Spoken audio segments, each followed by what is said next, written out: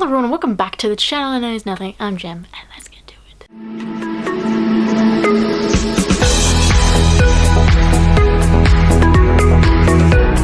it. So today we are doing the sim book tag, which is pretty much a bunch of what most book tags are like. A bunch of attributes and then a little thing being like, what was your favorite thing to that attribute, I think. Anyway, hopefully it'll make sense when I start doing it, and if not, I don't know. The first question in this tag is the original Sims your favorite debut author or best debut author, and in my opinion it is Leanne Oakley, who wrote Nice Try Jane Sinner. It is amazing. It's kind of like Big Brother at university, like the show Big Brother at university, and it's really cool, and it takes on a whole new take of that sort of like theme in books, or like that idea in books, and I really liked it. It has a bit of a twist at the end, which I really liked and hated. The next question is Grim Reaper, the saddest fictional death that you've read, and it took me a while to work out what was the saddest fictional death in a book, because so much death happens in so many books, but in the end I decided to go with Ned Stark from A Game of Thrones, because he really, like, if you read his chapter you kind of know he knows what's going to happen, and it's a bit depressing and sad because like his daughters have no idea what's going to happen and they're at his execution. It's so sad, and the books are better than the TV show, if you didn't know.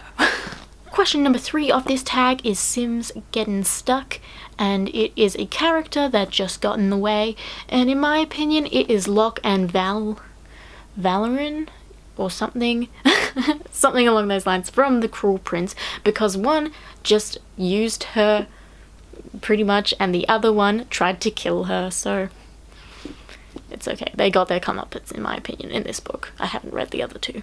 The next question is Simish, a book with amazing writing. Simish is such a weird word to say out loud. Anyway, a book with amazing writing, and it took me a while to work this out because like I love reading, but some books are just have basic language in them, which doesn't make them bad. But I ended up going with Outlander by Diana Gabaldon. Like, this book is pretty big in the grand scheme of things, and the rest of the series is pretty big too.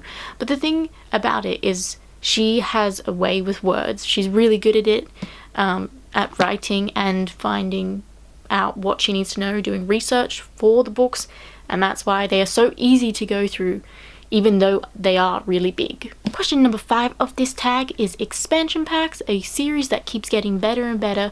Now, I didn't pick a series because it was too hard for me, so I just picked one-offs that are kind of similar.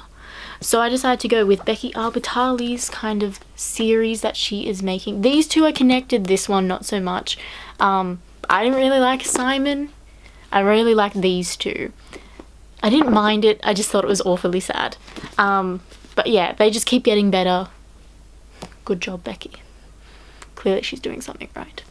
The next question in this tag is Sim Romance, the worst case of insta-love that you think is in a book or a series, and it is Clarion Jace in City of Bones, well, / the Mortal Instruments, but this is the worst one, I think, because they still want to be together even though they think they're related. Oof. Next question is Cheats, a book that you think is entirely unrealistic, and it took me a hot second to realize what book like I thought was unrealistic while reading it, and that was Everything Everything by Nicole Yoon. And there's just a moment when she buys the plane tickets and has the credit card that I'm like,